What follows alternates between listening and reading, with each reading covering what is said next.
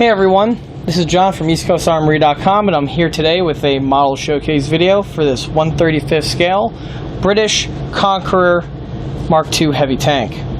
Unlike many of the other smaller scale builds which can be seen in my video listings, in which those builds are built for private commission and belong to a private collector, the model that you see in this video is built for my own personal collection and is not for sale and or purchase. However, if anyone is interested in having a model built to the same specs that you see here, I often take on commission build projects from models ranging from 1/35th scale all the way up to 1/6 scale.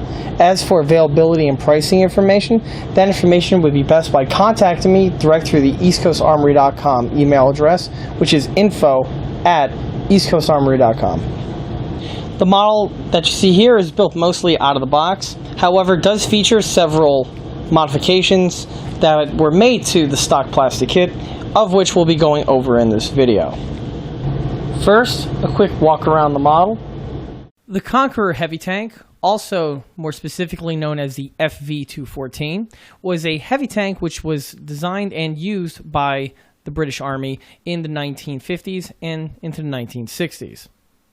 Basically, in concept, this vehicle here is the British counterpart to the American M103 series.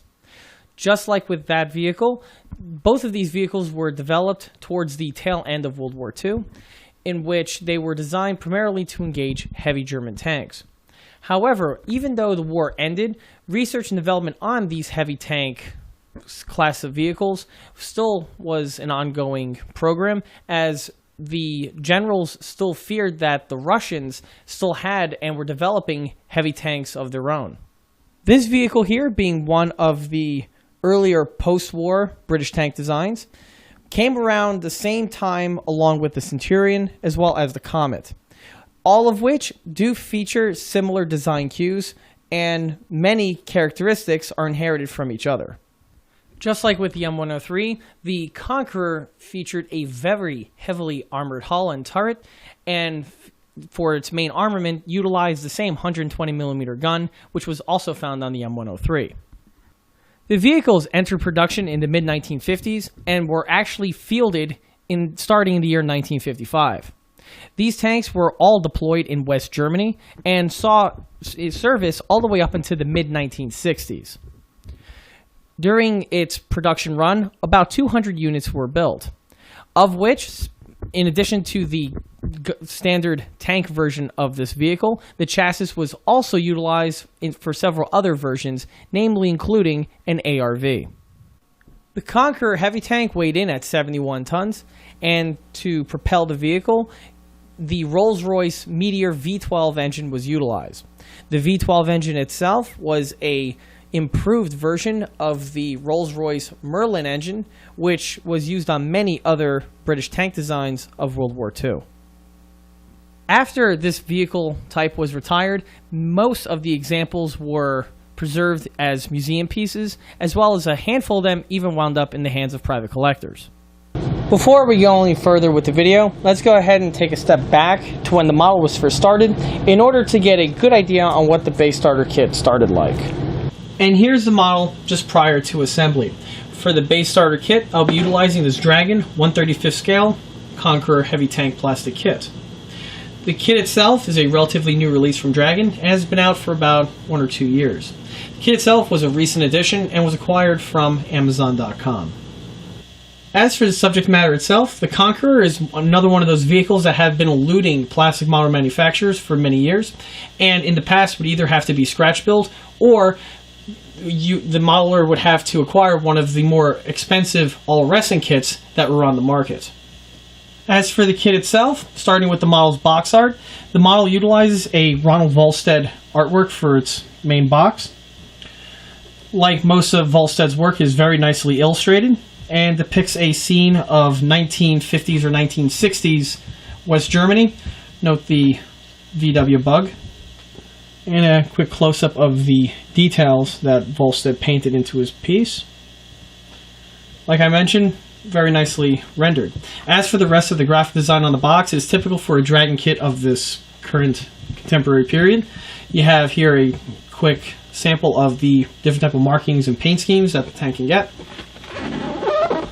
and like most Dragon kits of this period, has some CAD graphics on it showing the features of the kit. Opening the box reveals a standard plastic Dragon model kit.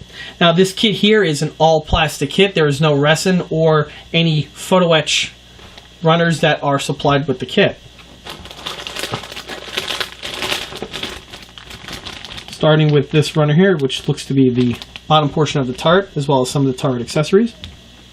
Since the kit is a more modern contemporary release, the details that are going to be found on the parts that are molded on are going to be quite nicely rendered. There are cast numbers, as well as some cast texturing on some of the parts that are represented in. Here's the turret.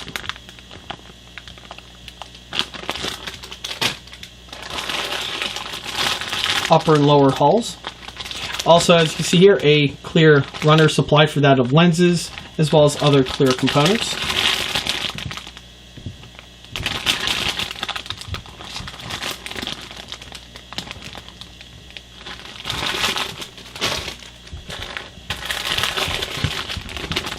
This here is the suspension and the running gear. As you can see, a lot of nice detailing is found on these components. The barrel that the kit supplies you with is a two-piece affair, which is pretty much standard for tank model kits.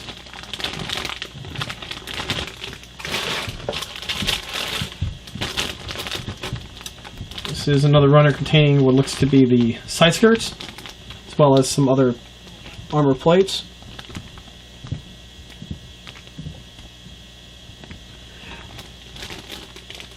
It looks that all of the runners that are on this kit here are specifically designed for this model kit, and Dragon are not recycling any other parts from other builds, which means that there will be practically no spare parts remaining from this kit after it is completed. Moving down to the track. Track are one-piece vinyl, which is pretty much standard for contemporary Dragon kits of the period. The tracks are nicely detailed, with the interior detailing that's nice and crisp, as well as the hollowed out guide horns. The tracks are very nicely done for the material that they are represented in.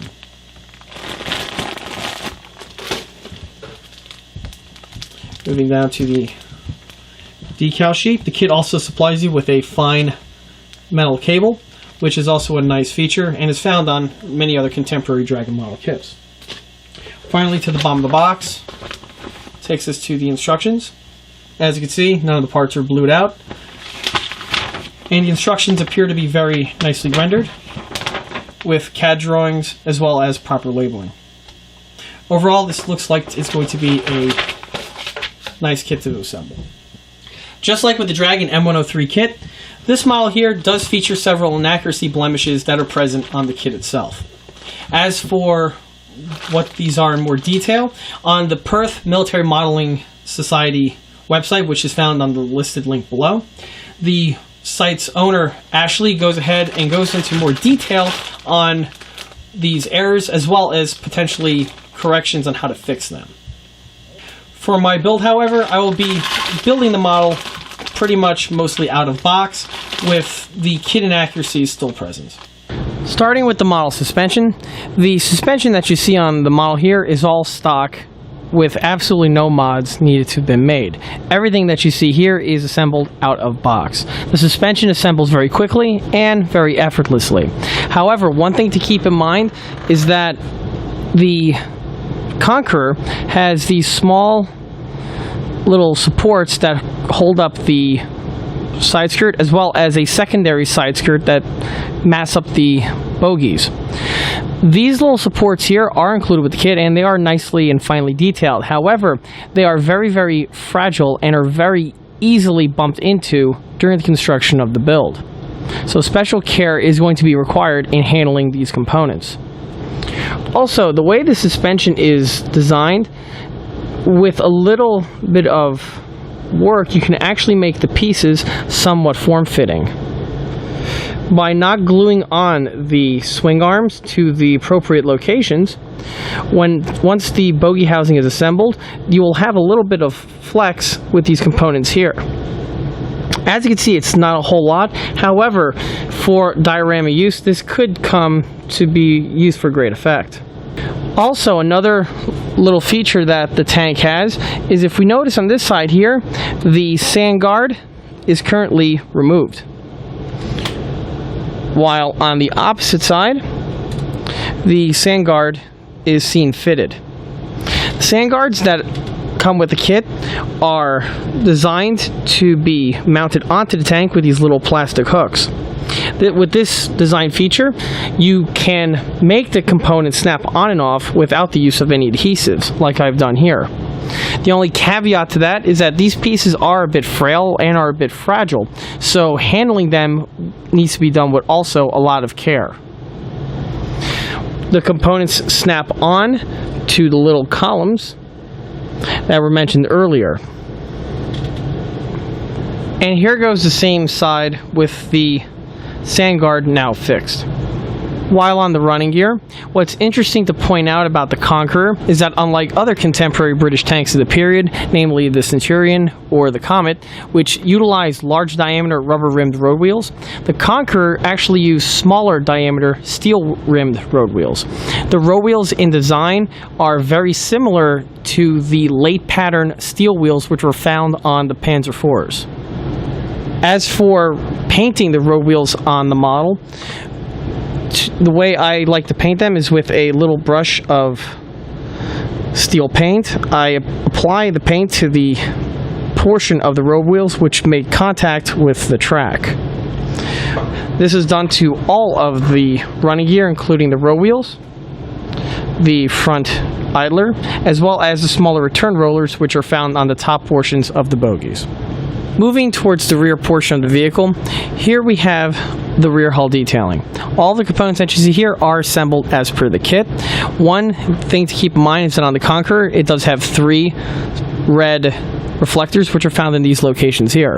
They are molded into the tank and are an easy component to paint with a little brush of red paint. By adding the paint to these portions here, greatly helps the look of the model.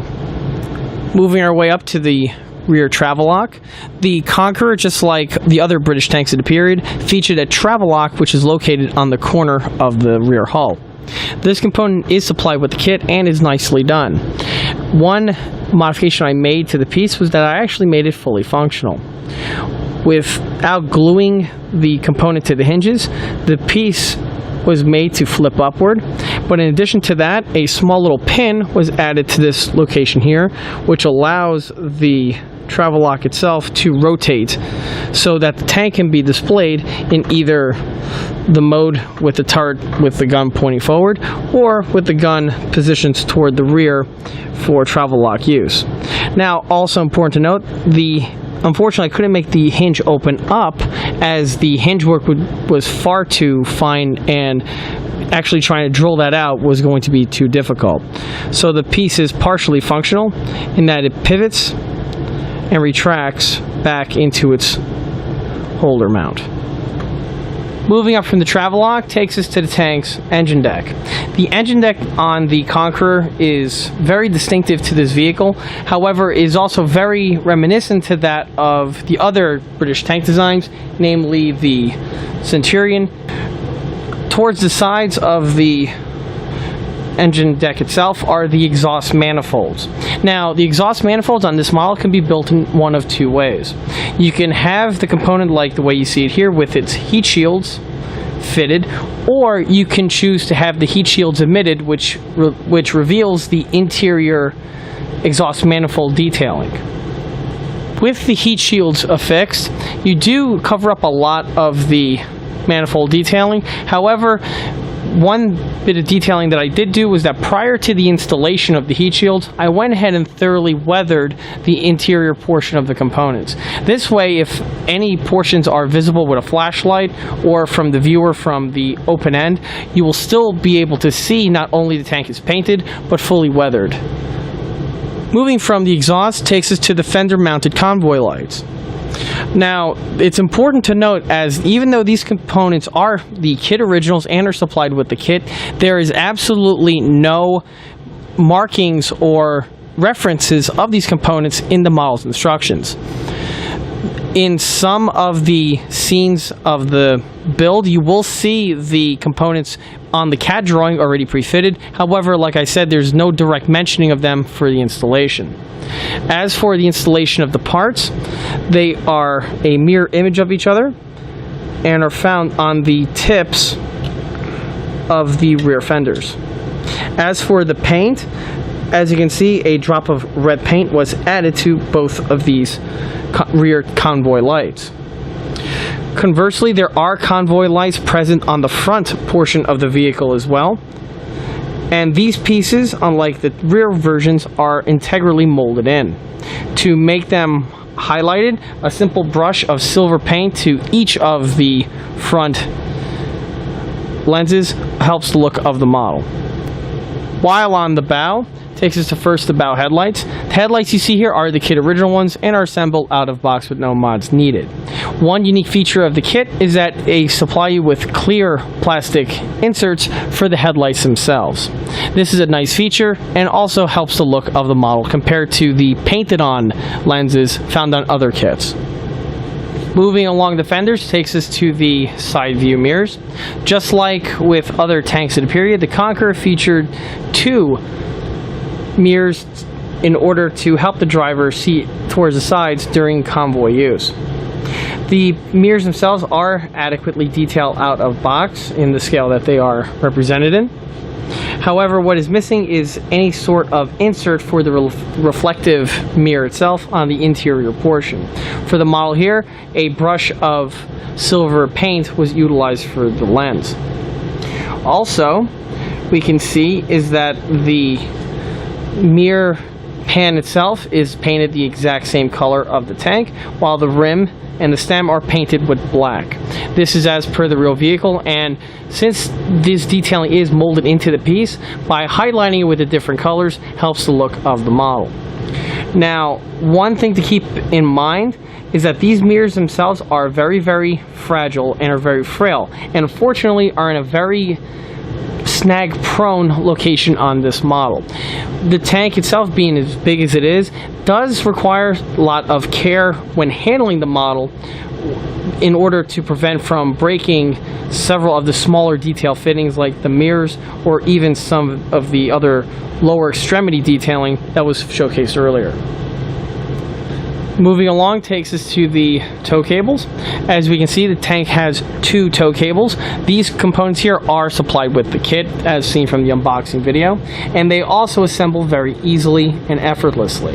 The kit does give you enough cable in order to equip the vehicle with two cables, one for each side. However, there's not a whole lot of extra left, so care is going to be required by the builder in order to get the right size on the first try.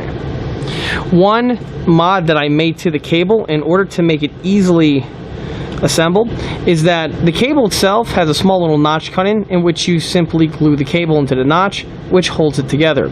Unfortunately, this assembly method here can be considered very weak, and if during the wrangling of the cable, can most likely pop out of its joint.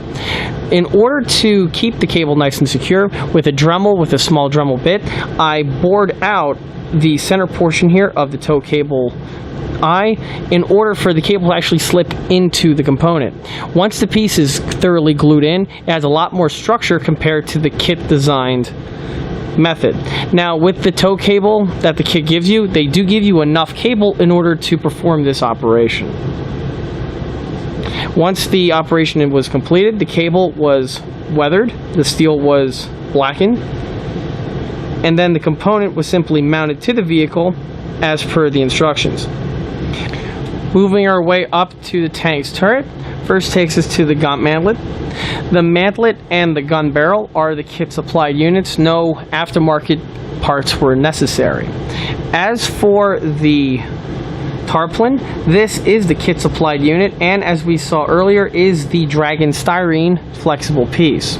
Now, even though the tarpaulin itself is made out of a flexible rubber, the component is not as flexible as it can be in order to achieve the nice accordion effect when elevating and depressing the gun.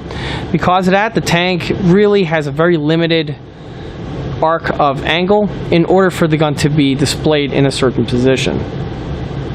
Moving our way to the smoke trajectors, just like with the other British tanks of the period, there are smoke trajectors mounted on the turret sides. The pieces assemble easily out of the box, and as a quick tip, the tips of the smoke trajector grenades are painted with flat black, which is found on the real vehicle. Moving back takes us to the wire spool. Just like with the Centurion, as well as the other contemporary British tanks, there is a wire spool which is located on the turret.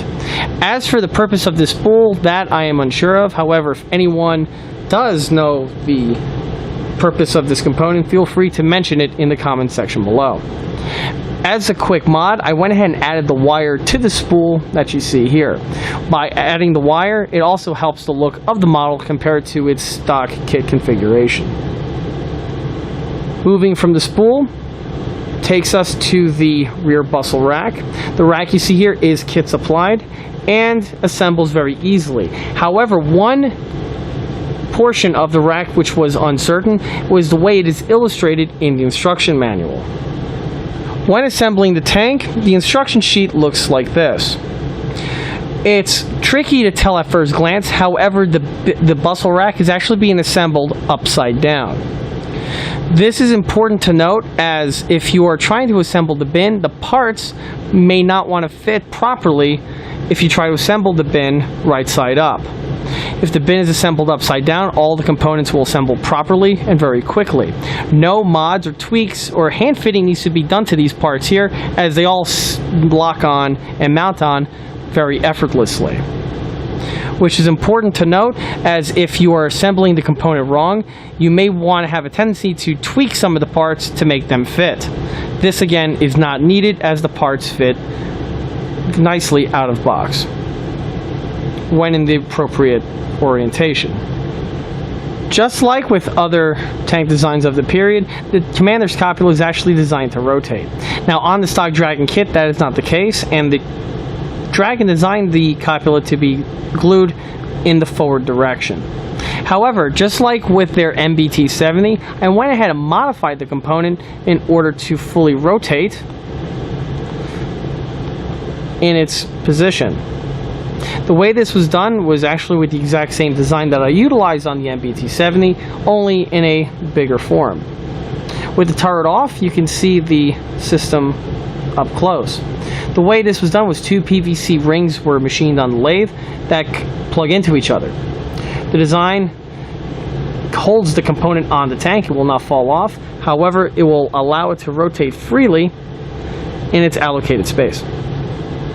This here greatly helps the accuracy of the model, as well as gives it an extra feature which makes it stand out from the pack from your standard as-built Conqueror kits. Also, while on the copula, you can see the clear plastic periscope detailings affixed to the model. Just like with the headlights, these are a nice feature compared to the brush-on style periscopes which are found on most other tank kits. Moving to the Commander's M1919 machine gun, the kit assembles very easily. However, some criticism out there is that the gun is a little bit too simplistic compared to the type of tooling that Dragon's able to make on machine guns of this generation. However, for the purposes of this build, the gun is built out of box, and like I mentioned before, assembles easily with no mods needed. As for the tank's antennas, these are also the kit supplied units and were a simple addition. However, you might also want to be aware, as these plastic antennas can have a tendency to break, as just like with the side view mirrors, are very prone to being snagged. If they break with a Dremel, you could Dremel at the center portion and replace the plastic stem with a metal wire. As for the model's markings, the markings that you see on the model are the kit supplied decals. Just like with most other contemporary Dragon decals, they are a very high quality, and as you can see, have very little, if any, flash or shine to them. One thing to keep of note though is that just like with the MBT70 or also like their 8-ton half-track, the bumper ID numbering needs to all be done individually, where Dragon gives you the black bar and then you would add all the numbers and letters separately.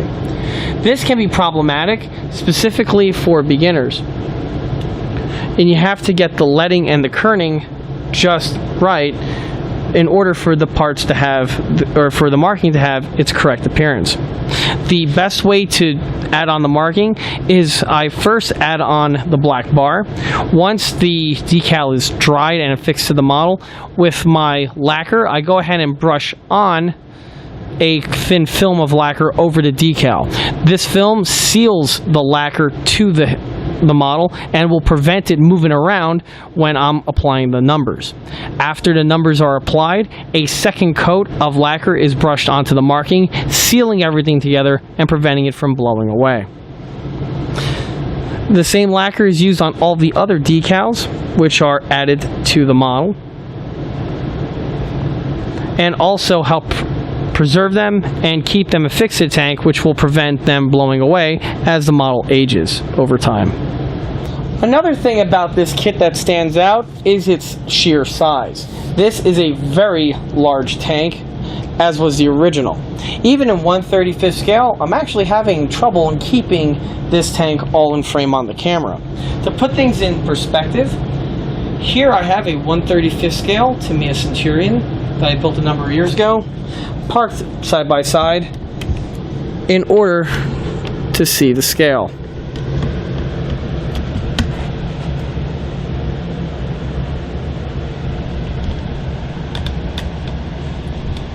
As you can see, it is significantly larger than the Centurion, which by itself is a very substantial size vehicle in its own right.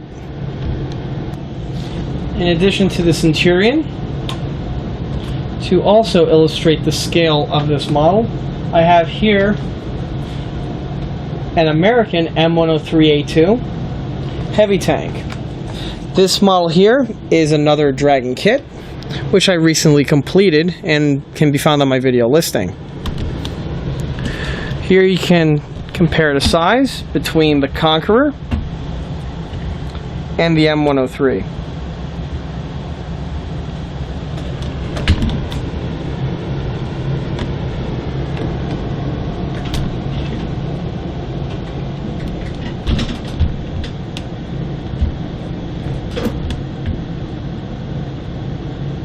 As for difficulty level, the tank itself actually assembles very easy and kind of quickly. The biggest area to watch out for, like on most tanks, is that of the suspension. As for the fit and finish, the fit of the model went together very well and almost no body work was needed to go ahead and remove any seams. The only seam, if I can remember, was that of the actual gun barrel. The only area of caution I recommend is that of the suspension and the frailness of some of the other parts that I mentioned earlier.